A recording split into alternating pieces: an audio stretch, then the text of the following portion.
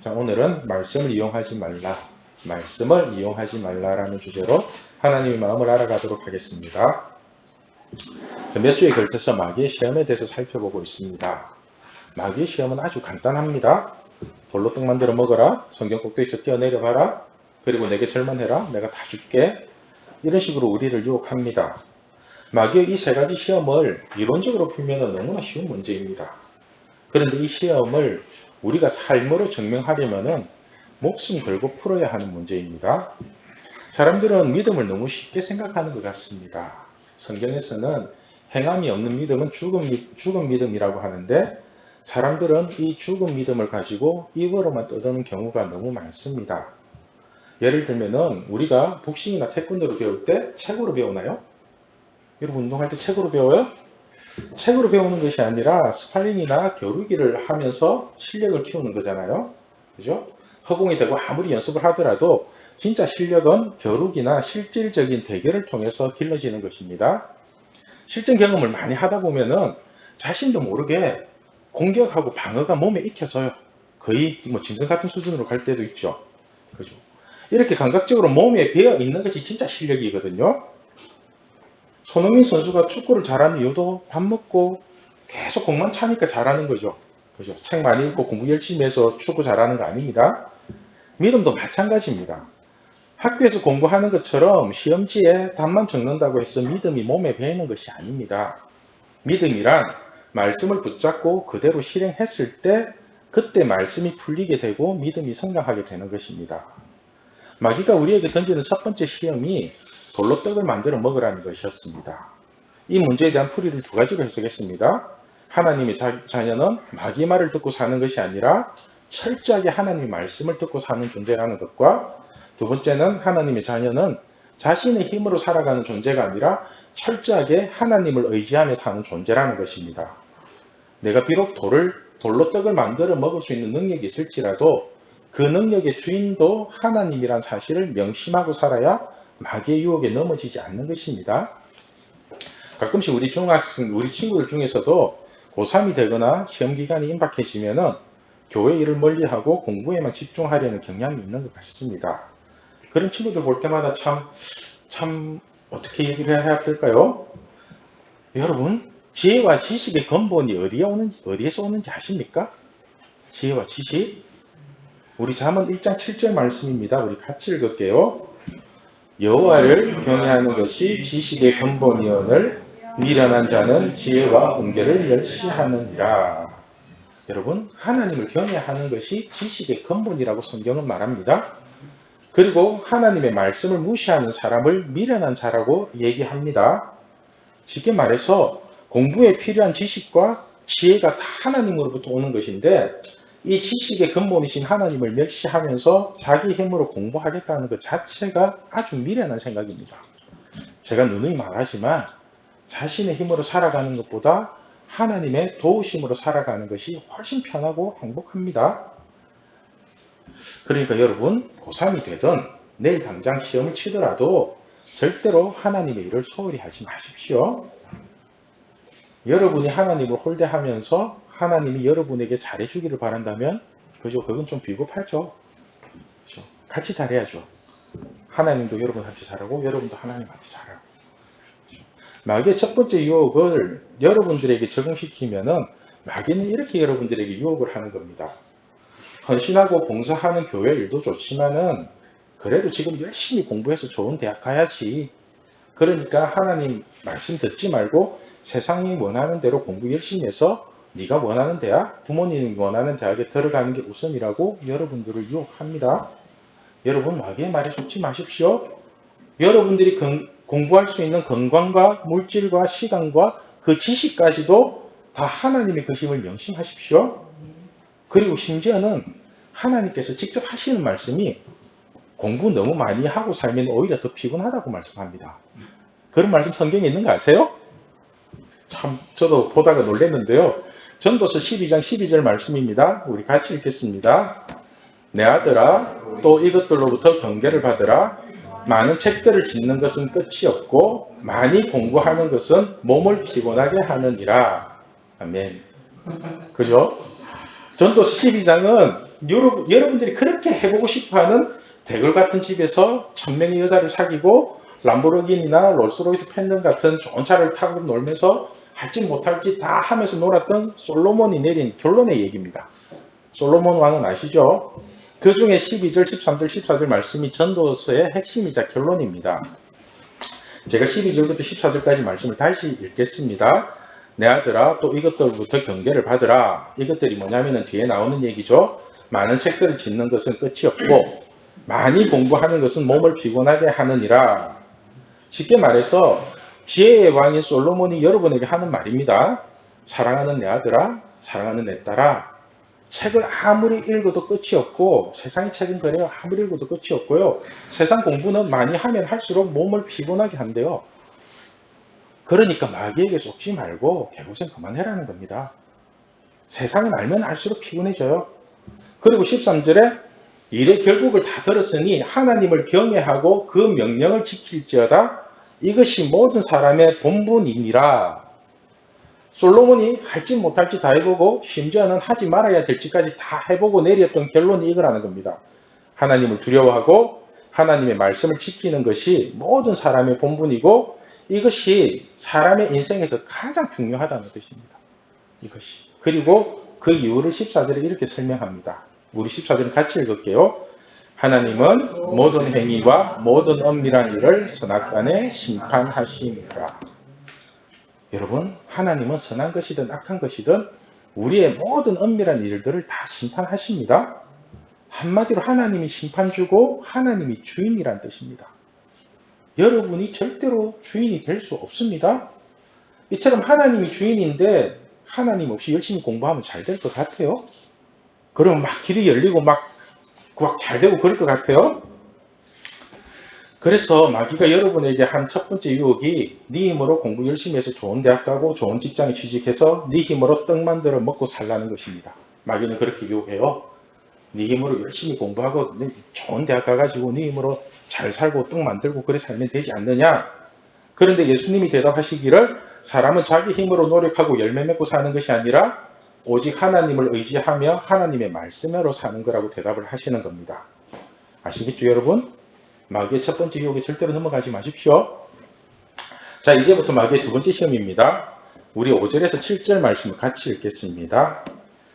이에 마귀가 예수를 거룩한 성으로 데려다가 성전 꼭대기에 세우고 이르되 내가 만일 하나님의 아들이어든 뛰어내리라.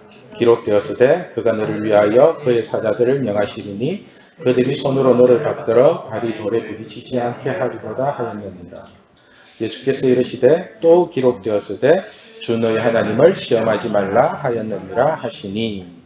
아멘. 자, 마귀가 참 명확한 게 첫 번째 시험에서 예수님이 구약의 말씀을 인용해서 대답을 하니까 이제는 마귀도 구약의 성경 말씀을 이용해서 예수님에게 시험을 합니다. 오늘 본문 6절이 들어있는 말씀이 시편 91편 11절 12절 말씀입니다. 우리 이 말씀 같이 읽을게요. 그가 너를 위하여 그의 천사들을 명하사 내 모든 길에서 너를 지키게 하시니라. 그들이 그들의 손으로 너를 붙들어 발이 돌에 부딪히지 아니하리로다. 자, 원문은 이렇게 되어 있는데 그런데 6절을 보면은 마귀는 내 모든 길에서 너를 지키게 하시니라라는 구절을 쏙 빼고 말씀을 인용합니다. 비교 문구 보이죠? 하여튼 쏙 뺐어요. 그죠? 여러분, 내 모든 길에서 너를 지키게 하시니라는 말씀이 있고 없고의 차이가 뭔지 아세요? 말씀을 쭉 이렇게 보다 보면 중간에 뭔가가 빠지고 넣고 이렇게 했을 때 그 말씀의 내용이 많이 달라져요. 겉보기는 똑같아요. 핵심이 다 달라져요. 이 말씀을 이해하기 위해서는 우리 시편 1절부터 12절까지 말씀을 우리 한번 교독하면 좋겠습니다. 그럼 여러분들이 쉽게 이해가 될 것 같아요. 자, 우리 한 절씩 교독할게요. 지존자의 은밀한 곳에 거주하며 없는 자의 그늘에 사는 자여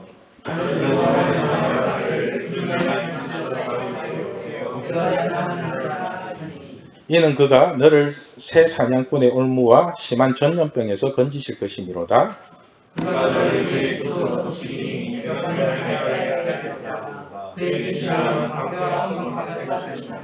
너는 밤에 찾아오는 공포와 낮에 날아드는 화살과 어두울 때 터지는 열매와 밝을 때 갇혀온 재앙 두려워하지 아니하리로다. 1000명이 내 왼쪽에서 10,000명이 내 오른쪽에서 엎드리지나 이 재앙이 내게 가까이 하지 못하리로다. 오직 너는 도끼 이 하나님들을 응답되리로다.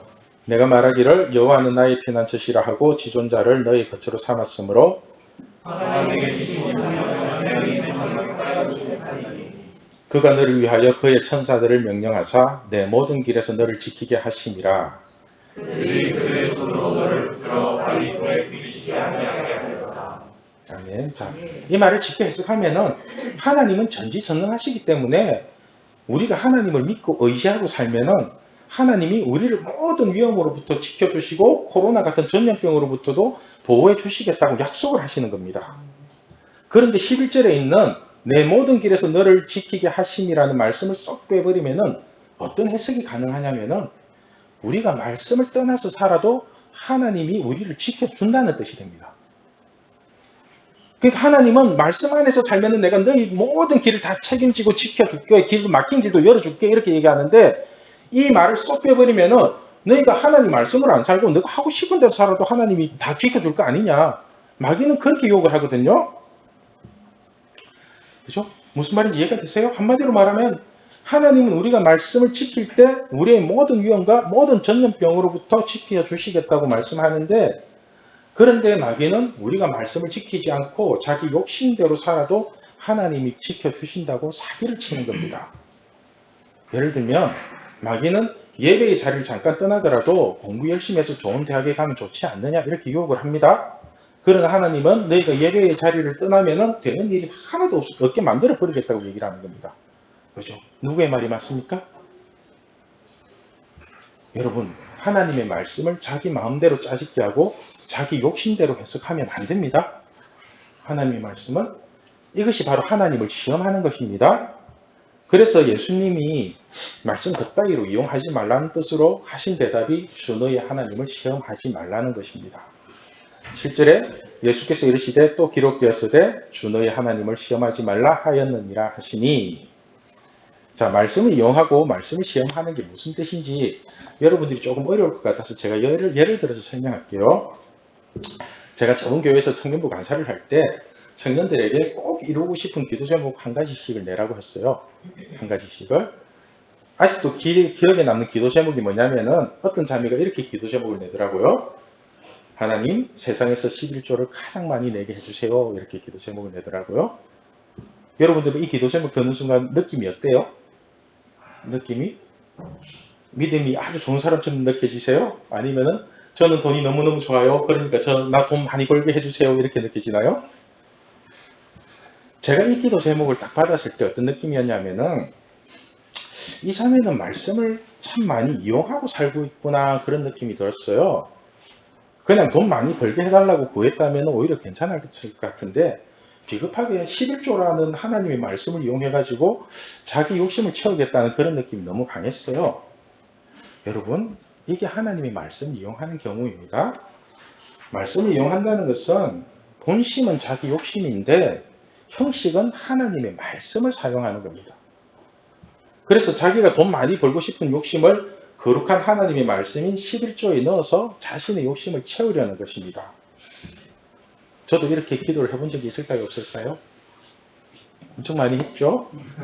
엄청 많이 했는데 로또가 뭔지 아세요? 로또? 여러분들은 미성년자를 로또 사면 안 되죠? 저는 살 수 있는 거 아시죠? 제가 로또를 해봤을까요? 안 해봤을까요? 많이 했죠. 엄청 많이 했어요. 타짜인데 거의 거의 타짜 수준으로 했죠. 그 중에서 두 가지가 기억에 딱 남는데요. 로또가 처음 나왔을 때 기본 당첨이 한 100억이 넘었습니다. 기본 정도로 2,000원 했거든요. 그때는. 그렇게 나오고 그때 역대 최고의 당첨 금액이 얼마였냐면 407억이었어요. 한 두 번인가 세 번인가 이렇게 이제 1등이 안 나와가지고 그때 제가 로또를 처음 샀죠. 그때 로또를 처음 샀고 그때는 이제 빚도 속에 시달리기도 하고 먹고 살기도 힘들고 그래갖고 아주 경건한 마음으로 로또를 사가지고 기도하면서 마킹을 하고 성경 뜯기면서 숫자 그리고 열심히 진짜 믿음으로 열심히 했어요. 그리고 하나님께 간절히 기도했습니다. 하나님 이번 로또에 당첨되기만 하면은 우와 400억 이러면서 하나님 이 400억 당첨되기만 하면은 모든 것을 하나님에 다 드리고 하나님의 영광을 위해서만 살아가겠습니다. 이렇게 기도 같지 않은 기도를 했습니다. 그렇게 내 마음에는 돈이 있으면서 형식은 거룩한 하나님의 영광이라는 단어를 사용하고 있었는데요. 그때 하나님이 묻더라고요. 진짜냐고. 진짜냐고. 400억 당첨되면 다 줄 거냐고. 그 제가 뭘 했는지 아십니까? 아무 대답도 안 했습니다. 아무 대답도 안 했어요. 왜냐하면 저는 그때 그 돈을 하나님의 영광이 아니라 나를 위해 쓰고 싶었지 절대로 하나님이 먼저가 아니었습니다. 저는. 그러니까 이 일은 내가 예수님을 믿기 시작한 초반에 있었던 일이고, 그리고 한참 후에 어느 정도 믿음이 이제 괜찮아졌을 때, 그때 이제 장난처럼 로또를 한 번 더 샀어요. 또 샀어요. 그리고 이번에도 비슷한 기도를 했습니다.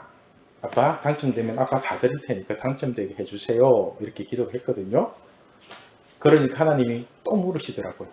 진짜냐고. 진짜냐? 그러니까 그때는 제가 당당하게 대답했죠. 진짜라고. 진짜입니다. 이러니까 하나님이 하시는 말씀이 아빠가 받았다고 칠 테니까 힘들게 서울 왔다 갔다 하지 말고 그냥 편하게 살아라고 그러더라고요. 그죠? 어차피 다 줄 건데 서울 올라가서 돈 찾고 사람들 이제 당첨금 노리고 그렇게 왜 힘들게 사냐 그러더라고요. 생각해보니까 맞잖아요. 그 말이. 어차피 하나님께 다 드릴 거면은 내한테 10억이 있든 100억이 있든 땡전 한 푼이 없든 그게 무슨 상관이 있어요. 아무 상관없어요. 아무 상관이 없다니까요. 진짜 다 드릴 거면은 그 마음이 진짜라면은 내가 가지고 있든 가지고 없든 그게 나하고 상관없는 거예요. 그때 깨달았어요. 사람들은 말씀을 이용해서 자신의 욕심을 먼저 채우려고 하는 거지 절대로 하나님이 먼저가 아니라는 사실입니다. 사람들은 십자가를 지게 해달라는 기도나 거지가 되더라도 하나님을 잘 믿겠다는 기도는 절대로 안 하는데, 자기가 잘 되고 복 받는 것은 하나님의 말씀이니까 다 이루어 달라고 구합니다. 혹시나 여러분들 중에 돈을 많이 벌어서 하나님 일을 하겠다고 생각하는 사람이 있다면 꿈 깨십시오. 꿈 깨십시오. 하나님 절대로 돈으로 일하시는 분이 아닙니다. 그죠? 그 진실한 마음, 그 마음을 가진 사람을 통해서 일을 하시는 거지 하나님이 돈으로 그렇게 일하시는 분 아니더라고요. 잘 생각해 보세요. 예수님이 돈으로 일하셨는지 베드로나 사도 바울이 돈으로 일했는지, 그죠? 그분들은 다 믿음으로 일을 했던 사람이잖아요. 그죠? 성경을 단순하게 해석하면 딱 두 가지입니다. 성경은 하나님 말씀을 잘 들으면 복이고 하나님 말씀 안 들으면 저주입니다. 그래서 복과 저주는 항상 우리 앞에 있는 거예요. 항상 우리 앞에 결정적인 순간일 때마다 하나님 말씀 있고 하나님 말씀 떠나는 게 있잖아요. 둘 중에 하나. 우리가 성경 말씀을 따르면 복을 받는 거고 성경 말씀을 버리면 저주를 받는데 아주 간단하죠. 간단한데 제가 처음에 네이버에 가입을 했을 때 제 아이디가 달란트 100으로 했어요. 달란트 100. 100배의 축복을 받고 싶어서 달란트 100이라고 했거든요. 그리고 그렇게 짓고 이제 막 사용을 하고 있는데 어느 날 하나님이 저에게 물으시는 거예요. 축복을 100배로 받으려면 저주도 100배로 받아야 되는데 가능하겠냐고. 나 우리 하나님 막 힘들어요. 막 이렇게 묻는 거 보면 섬찟하기도 하고. 여러분 뭐라고 하겠어요? 100배의 축복을 받고 싶어서 이렇게 100이라고 써니까 저주도 100배로 받아야 된대요. 그래야 공정하잖아요. 하나님 말씀은 데칼코마니 같거든요. 꼭 이쪽 편이 있으면 그 상대편이 같이 있어요. 근데 저는 그냥 그때는 별 망설임 없이 대답했어요. 괜찮다고. 100배의 축복 받을 건데 100배 저주 줘도 된다고. 저는 그때 말씀을 버릴 생각이 없었어요. 하나님이 떠날 생각도 없었고. 저는 여러분들에게 이런 경험이 있으면 좋겠습니다. 여러분들이 기도할 때 항상 그 반대의 개념도 받아들일 수 있는 믿음이 있어야 합니다. 그래서 한쪽으로 치우친 믿음이 아니라 반대쪽의 개념도 반드시 생각하면서 기도하면은 이게 말씀이 중심으로 들어가거든요. 자, 예를 들면 돈을 많이 벌게 해달라고 기도한다면 예수 믿다가 거지가 되더라도 믿을 거라는 자기 확신이 있어야 합니다. 그죠? 그래야지만이 말씀을 이용하지 않는 믿음이 되는 것입니다. 오늘 말씀의 제목이 말씀을 이용하지 말라입니다. 마귀는 항상 우리에게 말씀을 이용해서라도 자신의 욕심을 채우라고 유혹합니다. 그러나 예수님은 말씀을 짜집게 하지 말고 자기 입맛에 맞는 말만 골라서 믿는 것을 하나님을 시험하는 거라고 얘기합니다.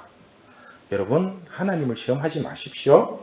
말씀으로 천지만물을 창조하신 하나님의 말씀은 비록 성경에 기록된 말씀일지라도 그대로 믿고 따르면 실상으로 반드시 나타나게 되어 있습니다. 그죠? 이 기록된 말씀이 실상으로 다 나타나고 있어요. 세상은 지금 코로나 때문에 난리를 치지만은 제가 왜 코로나에 겁내지 않는지 아세요? 오늘 읽었죠? 시편 91편 말씀을 저는 철저하게 믿기 때문입니다. 자, 2절 3절에 나는 여호와를 향하여 말하기를 그는 나의 피난처요 나의 요새요 내가 의뢰하는 하나님이라 하리니 이는 그가 너를 새 사냥꾼의 올무에서와 심한 전염병에서 건지실 것이니로다. 그죠? 하나님 건져주시죠? 또 6절과 7절에 어두울 때 커지는 전염병과 밝을 때 닥치오는 재앙을 두려워하지 아니하리로다. 1000명이 내 왼쪽에서 10,000명이 내 오른쪽에서 엎드러지나 이 재앙이 내게 가까이 하지 못하리로다. 지금 이 일들이 일어나죠? 여러분 주변에 코로나가 일어나가지고 1000명, 10,000명 이렇게 계속 걸리는 일들이 일어날 겁니다. 우리가 말씀을 안 믿으니까 두려운 거지. 저는 말씀을 100% 믿기 때문에 코로나 확진자가 1000명이든 10,000명이든 아무 상관이 없는 겁니다. 제가 코로나에 걸리지 않는 것도 하나님이 나를 지켜주는 것이고, 그죠? 제가 코로나에 걸려서 낫게 하는 것도 하나님이 나를 지켜주는 것이고, 그리고 코로나에 걸려서 제가 천국에 가더라도 하나님이 나를 지켜주는 거예요. 그러니까 이 세 가지를 해가지고 내가 믿음으로 다 받아들일 수 있으면은 그 경우의 수가 다 끝났잖아요. 하나, 두 개, 세 개. 그러면은 나는 말씀에 대한 이용할 수 있는 방법이 없어요. 그걸 다 믿음으로 받아들였기 때문에.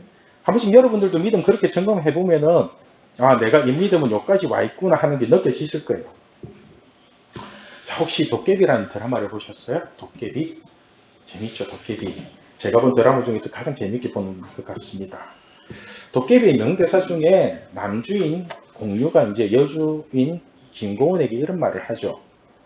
너와 함께한 시간 모두가 눈부셨다. 날이 좋아서, 날이 좋지 않아서, 날이 적당해서 모든 날이 좋았다. 자, 우리 남학생들 이런 멘트를 한 번쯤 날릴 수 있는 여성을 만나는 게 복입니다. 그죠? 우리 여학생들도 이런 한 남자에게 이런 고백을 한 번쯤은 받을 수 있는 게 복입니다. 받아보셔야 됩니다, 이런 거. 왜 이 고백에는 순수한 사랑이 들어있잖아요. 진짜 순수하지 않나요?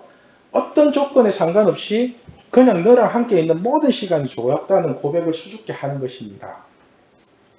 제가 오늘 설교를 준비하면서 문득 하나님께 제 자신의 신앙 고백을 하나님께 올려드리고 싶은 생각이 들었습니다. 하나님, 아빠랑 함께한 모든 시간이 감동이었습니다. 아빠를 믿지 않을 때도 아빠는 나랑 함께 하셨고, 내가 아빠 손을 놓았을 때도 아빠는 나랑 함께 하셨고, 이제는 내가 아빠 손을 놓을 수 없음을 알기에 아빠랑 함께한 모든 시간이 사랑입니다. 저는 이 고백이 하나님의 말씀을 이용하지 않고 순수하게 말씀을 믿으려고 하는 하나님 자녀의 신앙 고백이라고 생각합니다. 저에게 있어서 하나님은 이용하고 써먹는 대상이 아니라 그냥 창조주이신 나의 아빠, 아버지입니다. 여러분이 부모님의 말씀을 이용하거나 써먹지 않듯이 하나님의 말씀을 자기 욕심으로 써먹지 마시길 바랍니다. 성경 말씀을 이용하지 않고 하나님을 시험하지 않고 하나님을 순수하게 사랑하는 우리 신앙교회 중보등부가 되면 좋겠습니다. 아멘. 자.